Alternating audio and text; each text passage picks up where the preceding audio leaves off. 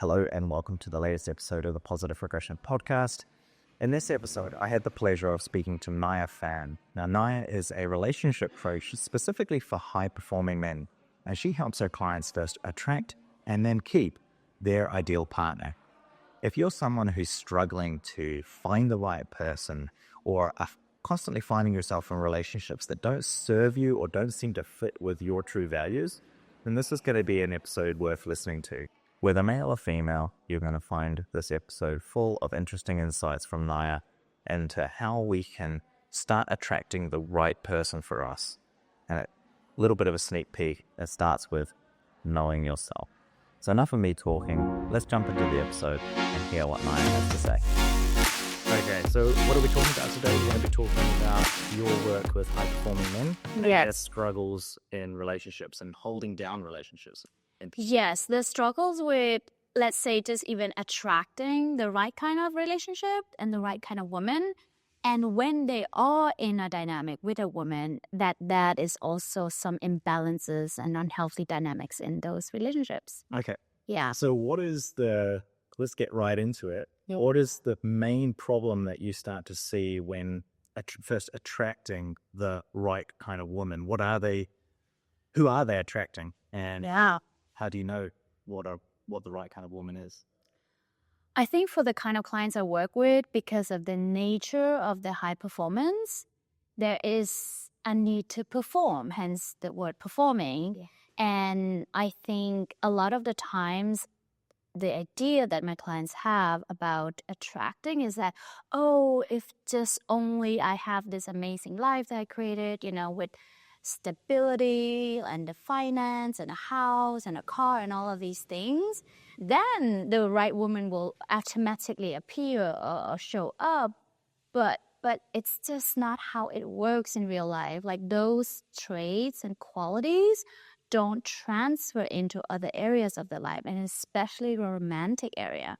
So they tend to attract women that are either, let's say, attracted to this performance. Yeah. So not to the person, but what they're actually... Yes. Status, what they have instead of their internal qualities, what they actually also are beside whatever they have. So these are some of the dynamics that I'm dealing with and helping my clients. Yeah. Okay. I think the first thing I like to do is get my guests to introduce themselves. So if you could tell the audience and the listeners who you are, what you do, and why we're having this conversation today. Well, thanks for having me. I'm so happy to be able to share some of my learnings and perspective working with high-performing men. So I'm Nyah. I'm a relationship coach, and I help high-achieving men attract and keep their dream woman. And the reason why it's both attracting and keeping, because those are the two challenges that I see, right? Like, they experience challenge with attracting the right woman for them and also then keeping her afterwards. So we work with two phases, so to speak. And I imagine they're quite different problems. Yeah. Finding is one thing, keeping then shifts into a completely different dynamic and pattern of behavior, or are they sort of similar? Yes. So I work with both singles. So if a client comes to me and he has been single for years and years, then it's a different approach and a challenge that we're going to, tackle, because he has been used to show up in a certain way as a single person. If he comes in and he's already in a dynamic, but it's just not working and it's unhealthy and toxic, and they are not able as a couple to resolve it because they keep repeating some of these unhealthy dynamics in the connection, then it's a different process. But I also have a lot of clients that are already in an established relationship, but experience like a stuckness or like they can't themselves get out of it.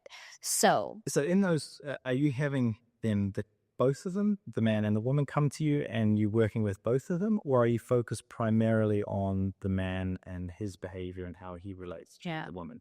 So oftentimes we work with my male client first, because he needs to also understand, what am I bringing here that is chaotic or, unhealthy or imbalanced?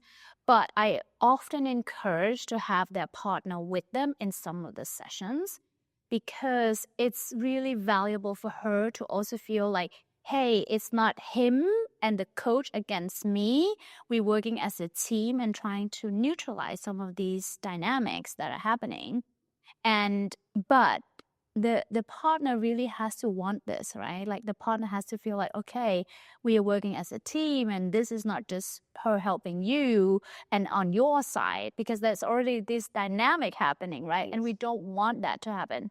So oftentimes I invite my client to say, hey, like I can have a call with your partner by myself so she can create her own opinion and perspective of how it feels to be working together. So she established a connection with me. And then when she feels safe, then that's where we bring them into, a common session or common sessions. And that dynamic works really well. But if the partner for some reason doesn't want to commit to this, then we don't bring her, obviously. Because it has to be a process where she feels safe in this. Otherwise, it doesn't matter who comes in, right? Like it won't work. It has to be that they have to want to work on the relationship and work with somebody. Yes, and trust that I am here to help them, not him. I see. Yeah. I see. Yeah. So let's just take it back a little bit and get into first the attraction side of things and how you help men to attract a white woman. How does a man know what the right woman is? Yeah. And then how do they actually go about attracting that person? I love that question.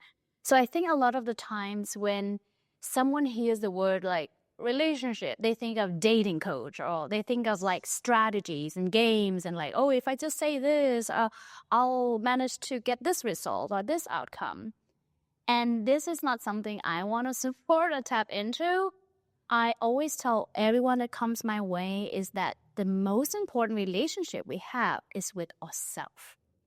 But it's really hard to understand because it's like, what does that even mean? I'm relating to other people. Yes. But in order for you to relate to your friends, your family, a romantic partner, colleagues, etc., you have to understand, who am I to the core as a man, right? What are my values? What are my triggers? What are my past patterns? Why am I so triggered by this? What didn't I get when I was a child? Like we really go deep with your core values so we understand, based on your values, what are your needs then? What do you need to show up as this man? It's interesting because I suppose, the first thought that I would have with a relationship coach is, an externalization. How do I behave towards someone in order to get them to like me? But you're actually taking it a step further or starting from within and looking at, well, get yourself in line.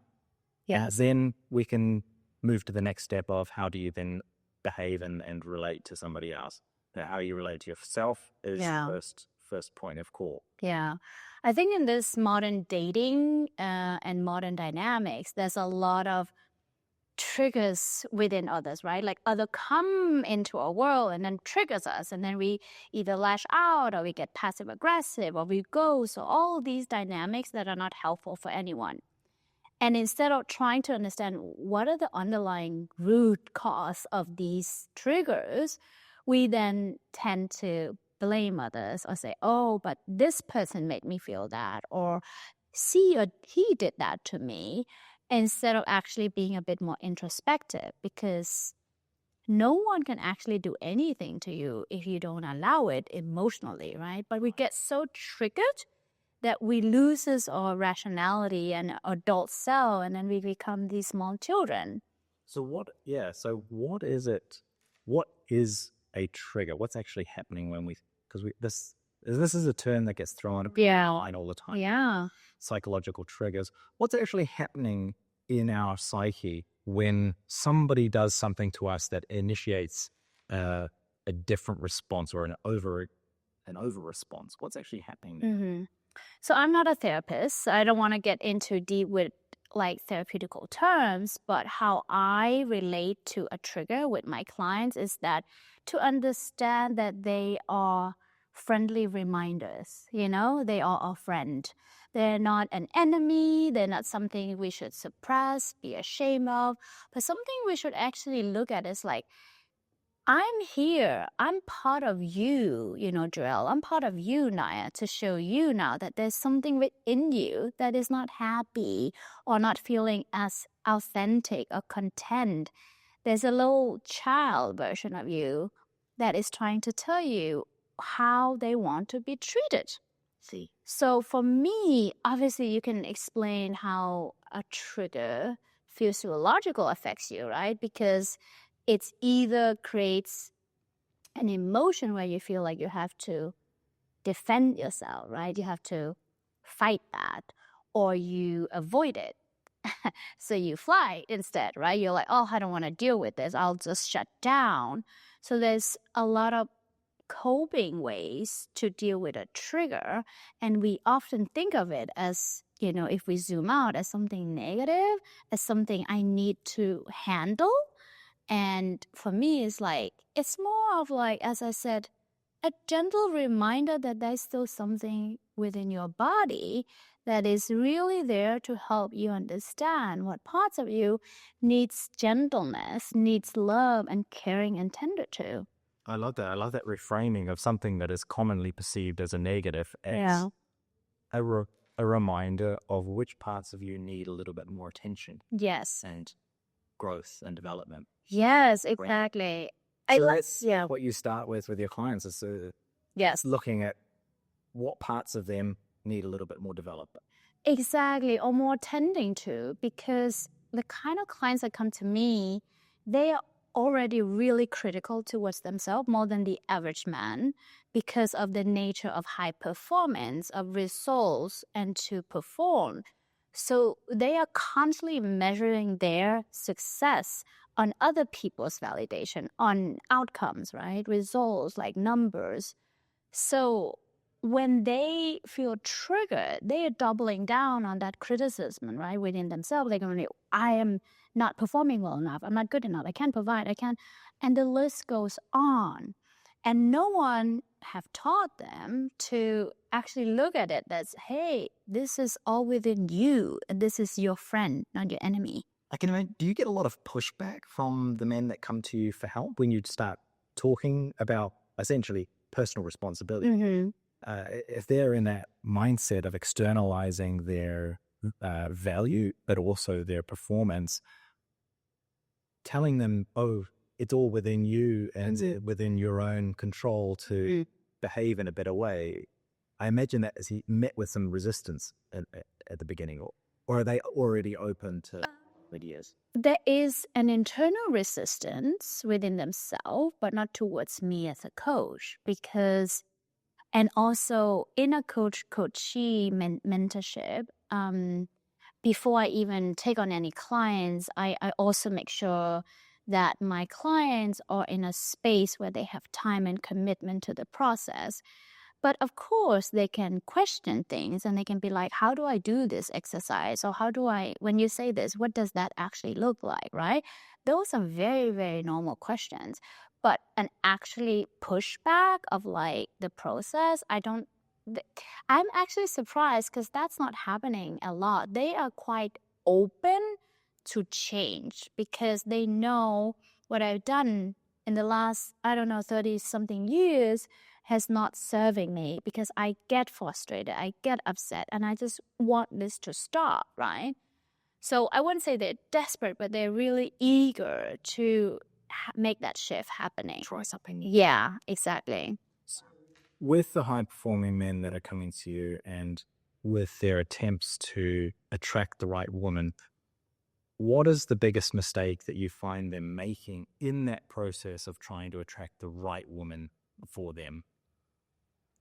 Well, yes. As I mentioned earlier, I think the whole society and the industry of, high-driven men or, performance and results and solution and making decision it just taps into a certain energy that is fast paced, right?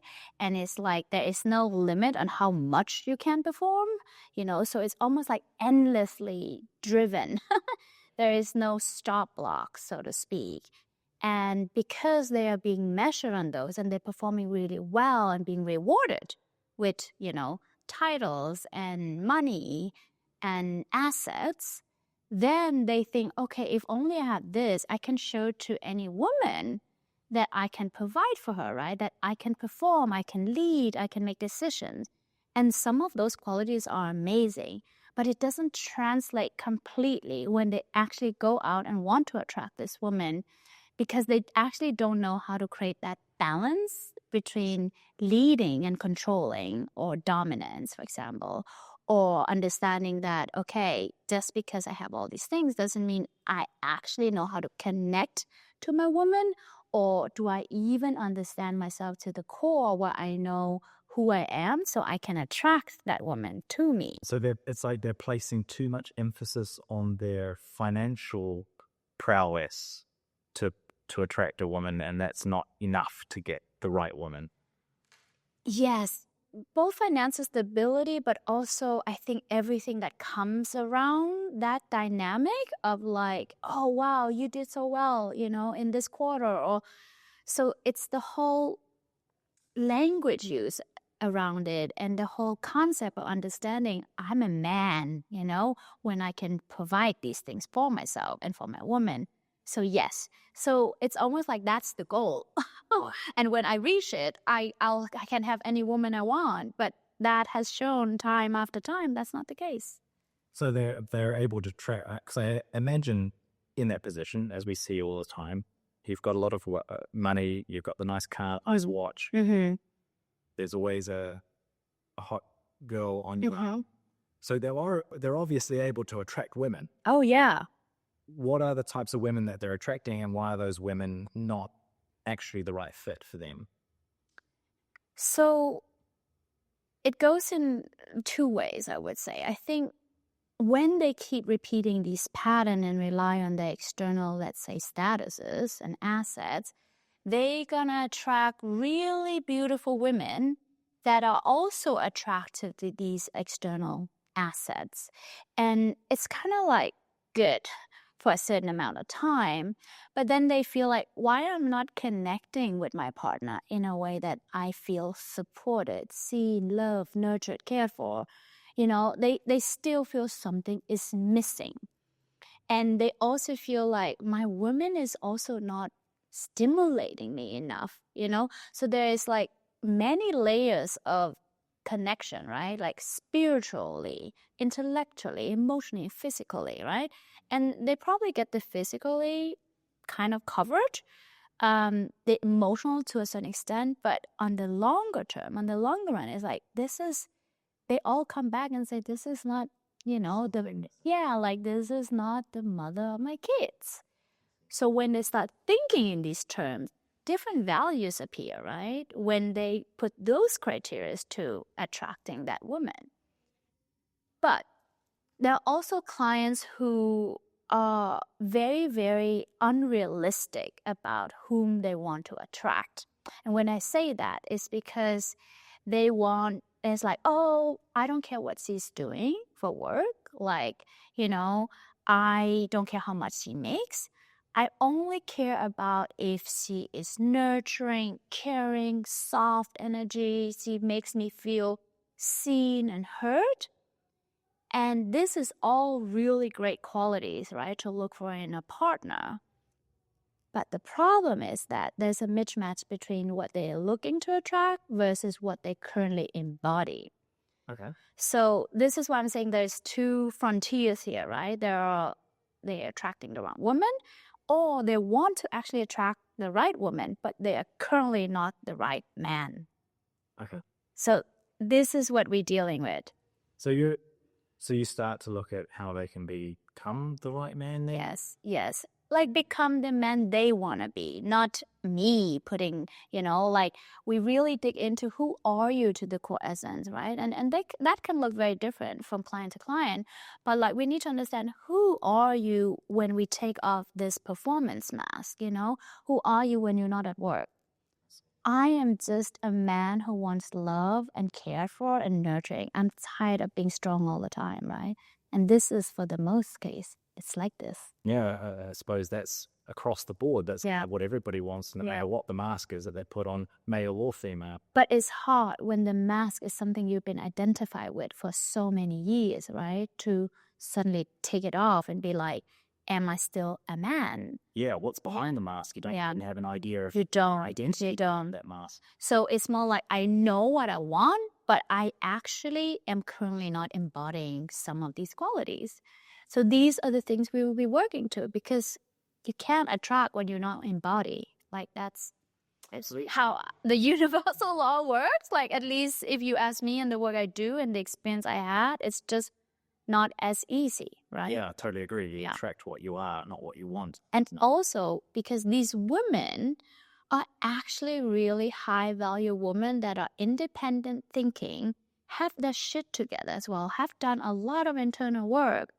So there's going to be a big discrepancies if you are also not doing some of these works, Are you funny? Is it like the women that these men are going after, they are able to see through the mask and see that there's nothing or there's not the right thing behind the mask? Is that what is that? That's why it's not happening, right? If you don't do the work, because yes, the women that some of my clients really want to be with, these are very high value women who do work and really curious about what are my own challenges here, right? And what am I bringing? So they come and they're like, okay, I know I still have things to do with, but let's, reset and let's commit and so they're very open to, but when they see a man who is like, oh, wow, you're really basing a lot of a connection on these external factors, or you actually don't know how to create intimacy. You don't know how to share vulnerable stuff.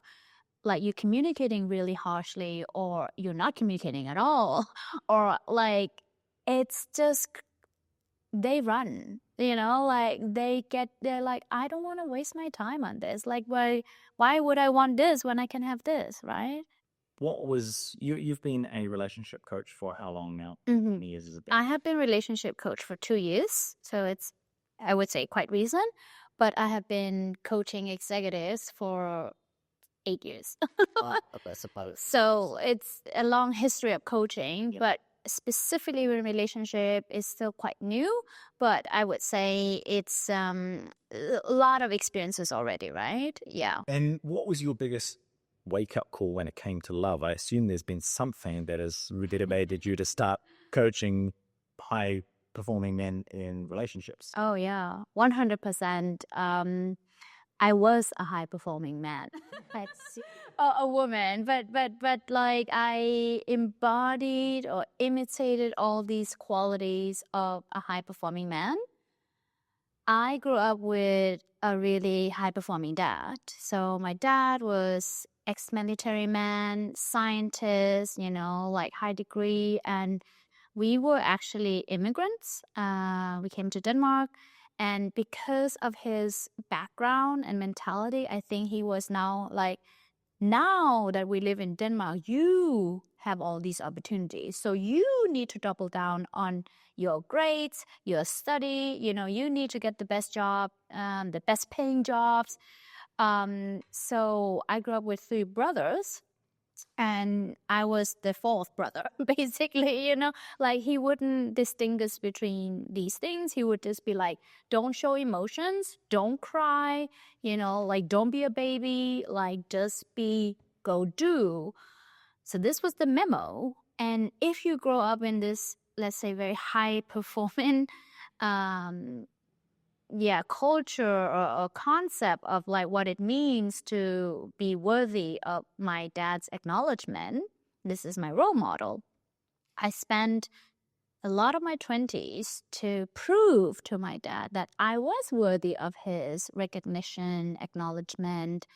the good thing is that you are really high performing, like I got my first managing job when I was 21. I managed a team already, worked in the consultancy industry, like again, high paying salaries. And I did all the things, right, he wanted of me. And in the end, I was just like, this comes with such a big cost, because I realized like all this time, I did all of this for my dad.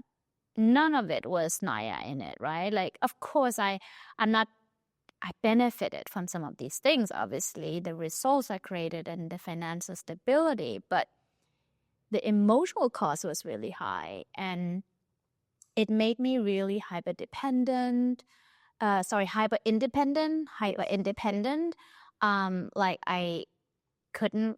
I didn't trust most people to rely on, and people shouldn't rely on me.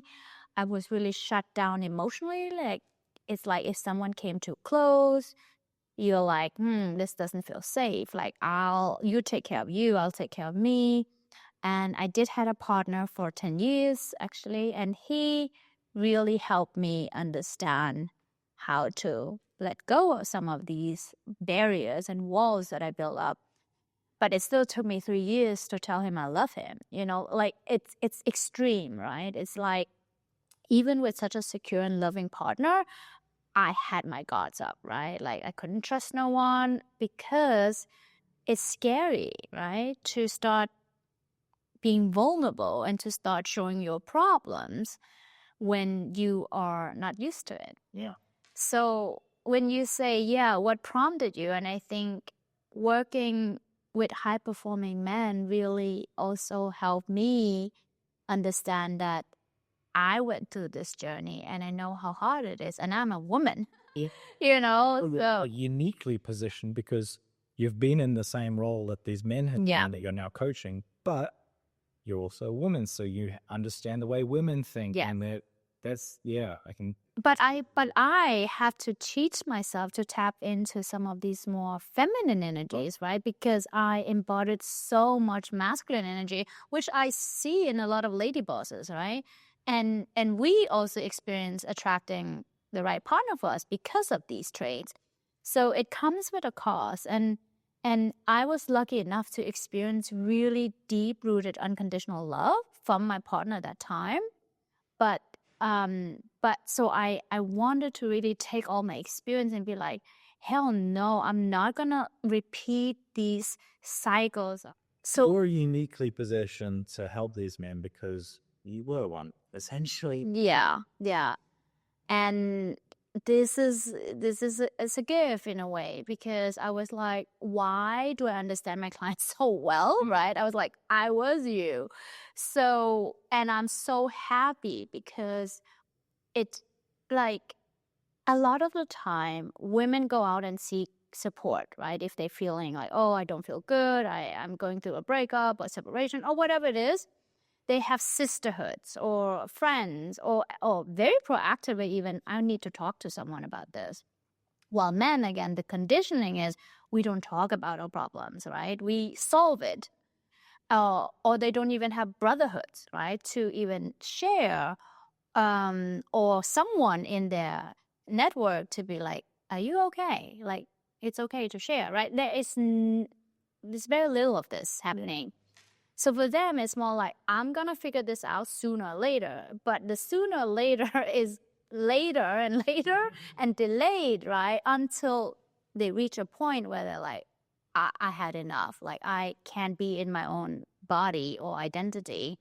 I am miserable. I'm burned out. I'm stressed. I'm alone. Like, all of these things then pops up like that. And so I'm so happy to be able to provide a platform and tools and accountability to men that are hopefully, before they hit that like rock bottom, right? Yeah. To be a bit more proactive and to know that these challenges they're dealing with, they're not unique to them. Like, a lot of men feel this way, right? So they also feel a sense of like belonging, because I also have a group program. So they also support each other. And when they hear another man's perspective, they'll be like, oh my God, like I thought I was the only one who dealt with this for years. And no, they're not. Like it's very common, right? But now they have a safe space to actually share these things that they didn't thought they could share with anyone. Yeah. Yeah. I mean, I've been going along to a men's group since being here in Da Nang. Yeah. And it's been incredibly eye-opening. You think that you're the only one with these what feel like very specific niche problems and struggles. And then you hear somebody else or 3 or 4 men share the exact same thing. And it often doesn't matter what age they are. Yeah. They're 20 years old, they're 50 years old, they're 70 years old, and they're sharing the same sort of problem because, maybe they haven't caught that problem when they were younger. And you're, oh, okay, so I'm not entirely alone, and I'm not some weird freak for struggling with this specific issue. It's really, that alone is so powerful to know that you're not the only one with the problem. Yeah, it's very empowering. That's why women go to these sisterhoods, right? Like they just feel like someone is listening to me, right? Someone is actually understanding what I'm going through. It's bonding. It's very connective, and the more men do this, right, the more they normalize it, right? Like it's not weak anymore to cry and break down, right? Like I always tell my clients, like, this is the most beautiful sight I've seen when you cry, and they're just like, oh, more crying, And it's really empowering to see because the mask is taking off. Right. I suppose, and I can feel it in myself, even as somebody who's kind of gone through that process and now accepts that more sensitive side of myself. Even when you're just saying, oh, it's okay for men to cry, I'm like, no, don't like that. It's kind of, there is that instant resistance of like, no, it's not. It's not okay to show weakness. It's not okay to cry. What's like, how do we, it's one thing to say that and for someone to hear it, but just hearing it doesn't kind of break through the barrier. How do we kind of get men to recognize what you're saying is actually the case? Practice. The thing is like these shift doesn't happen overnight. It's conditioning of 20, 30, 40, 50 years, depending on where you start looking inwards, right? So I always say like, it's when we do this work, that's why it's 5 months, right? It's not 2 weeks or 12 weeks. It's like there is a process for even your brain to acknowledge like, I am shifting slowly, and it has to happen slowly. And when I say that, it's because men are very much in their body. So why do you think men go to the gym and feel really good, right? Like results, and they can connect it tangibly to their brain and be like, yes, I feel really good about this. It's the same with any kind of mental work. It has to happen slowly because the body is still resisting it every time, right? So if you want fast results doing mental work, you're going to be like really impatient or upset because it's like, why am I not feeling the shift? Like, you're putting so much pressure on you to feel differently, right? But that's again, we have to befriend everything that is uncomfortable. Yeah. So that's why I'm saying practice makes it normalized. Like the first time I sent that message was terrifying. It's like a little teenager. I sent it and I put my phone away for like 12 hours because the anticipation of receiving or not receiving a response back was already creating anxiety. So so it's the same with anything you do, right? Your body has to understand this is no longer scary, or it's not going to put us in survival mode, right? It's not going to kill us. So happens to happen slowly. And that's why I also encourage a lot of my men to do breath work, meditation. I do meditation with my clients as well in our sessions because they are really chasing dopamine, these men, because of the high pace. And I am focusing on chasing serotonin and oxytocin. It's three different chemicals, and it has a huge impact on how you feel, right? But if you chase dopamine, you're always going to chase fast result and instant result. If you're chasing serotonin, you're chasing slow results, and you're learning to build patience. And patience is one of the key elements that it's really big part of building up everything that my clients need. I suppose also like 5 months might sound like a long time, but if you put it into perspective with, let's say, 30 or 40 years worth of preconditioning to be in the state that you're currently in, 5 months is nothing. Yeah. Or you expect after 40 years that you're instantly going to change your behavior overnight? And you wouldn't be surprised how many of my initial clients are like, I can do this in 3 months. Yeah. Well, of course, that's the attitude that they go into with And work. I actually always say, okay, let's try to do it in 3 months and see how you feel. Okay. But I will bet that we will not create the results.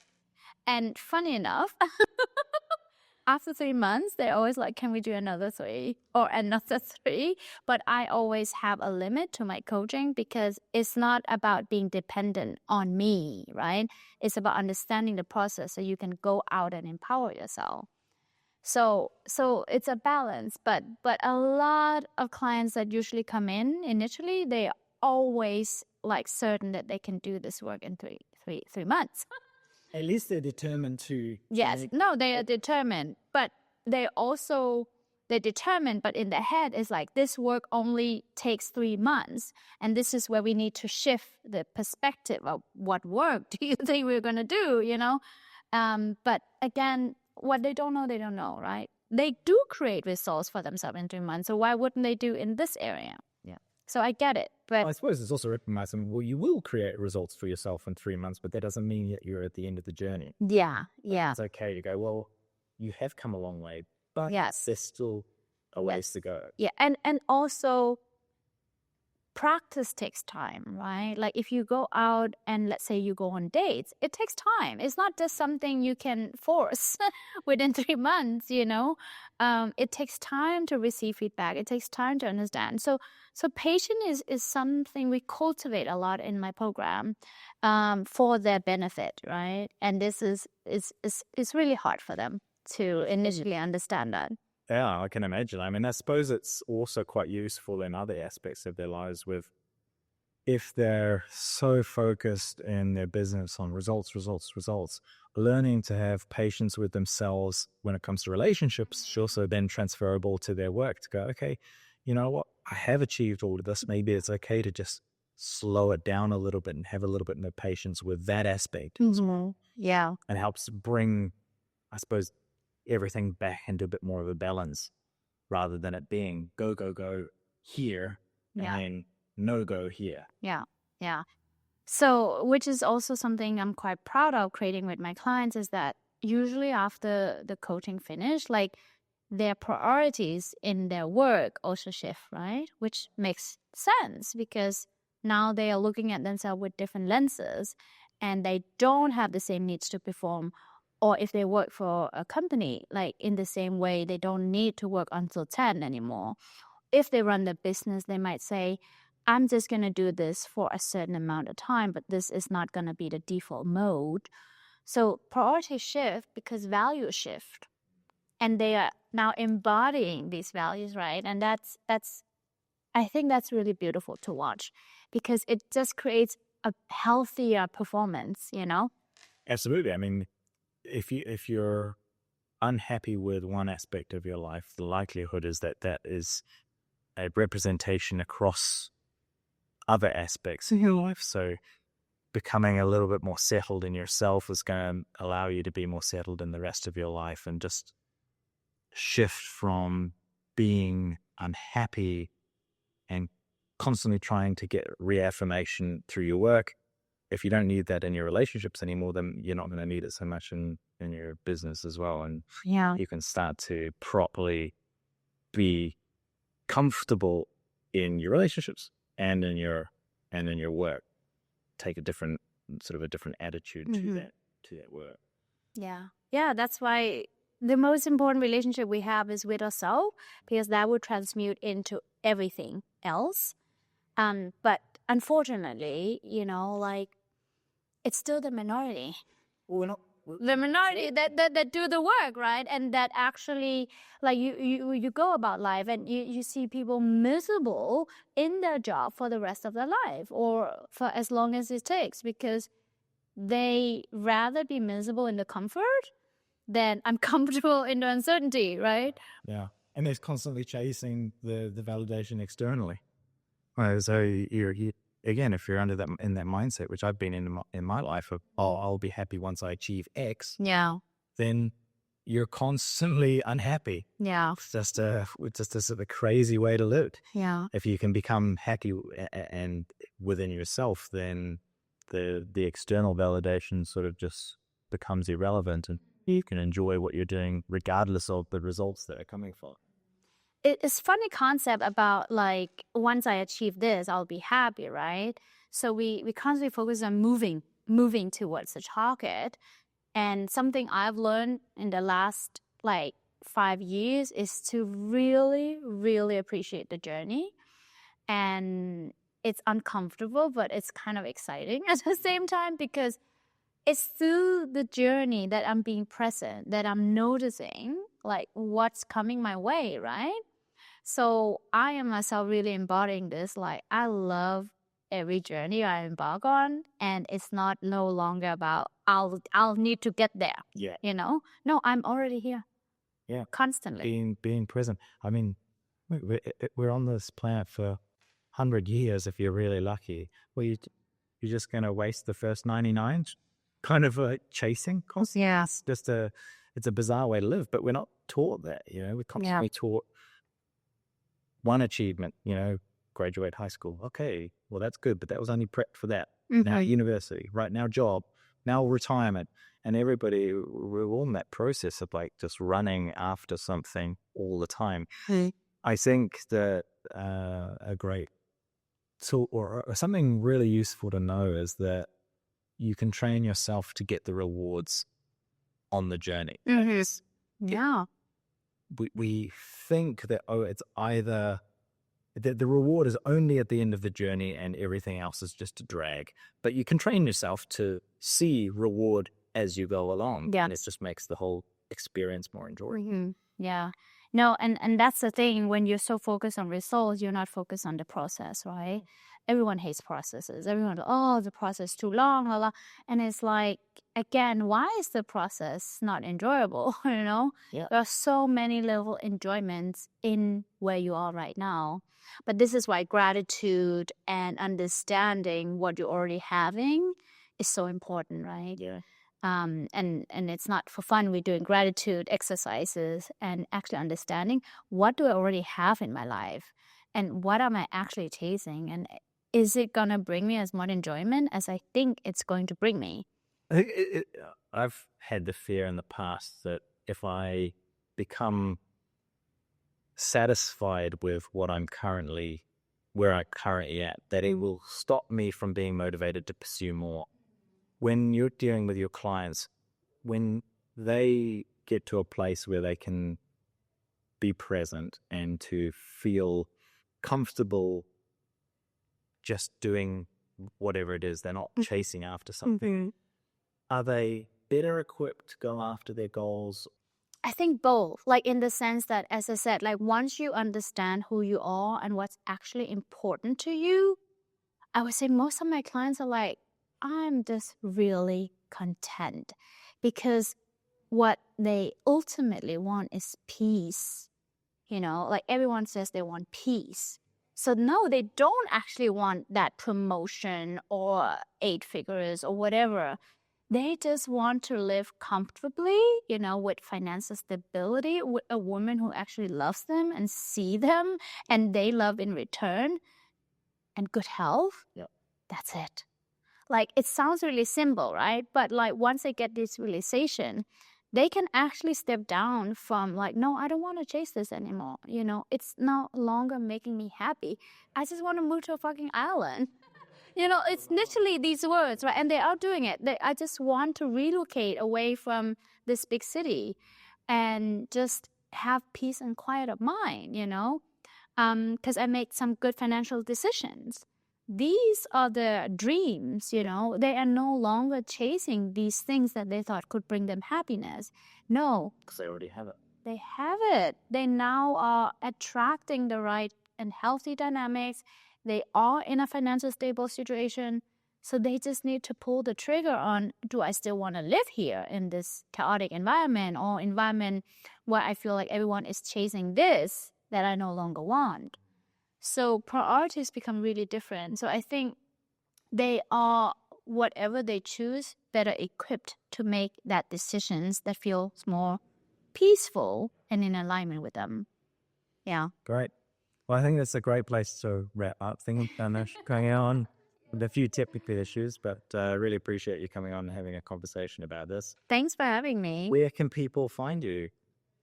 I am on LinkedIn. I'm on Instagram. On LinkedIn, it's Nyah Pham.